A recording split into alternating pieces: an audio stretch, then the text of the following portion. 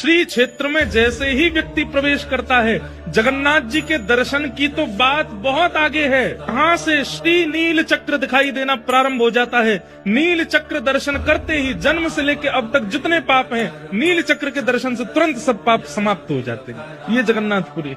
आप यहाँ भीतर आओगे, महाप्रसाद पाओगे, जगन्नाथ जी का दर्शन करोगे, रथ यात्रा का दर्शन करोगे, स्नान पूर्णिमा का दर्शन, वो तो बहुत आगे की बात है। जैसे ही भुवनेश्वर से, कटक से, जहां से भी आप आ रहे हो, बस एक चीज का ध्यान रखना है कि जब जगन्नाथपुरी आ रहे हो तो नेत्र खोल करके चारों तरफ देखते आओ। जैसे ही नील चक्र दूर से दिखाई दे जाते हैं, कम से कम 8-10 किलोमीटर दूर से ही महाप्रभु जगन्नाथ जी का शिखर दिख जाता है। तो उसमें जो नील चक्र है, उस नील चक्र का केवल दर्शन कर लीजिए। उस दर्शन का ही इतना प्रभाव है कि जन्म से लेकर के अब तक जितने पाप किए हैं सब नष्ट हो जाते हैं। सोचो, ऐसे नील चक्र देखा, हमारे पाप शून्य हो गए, 0, कुछ नहीं बचा अब हमारे अंदर।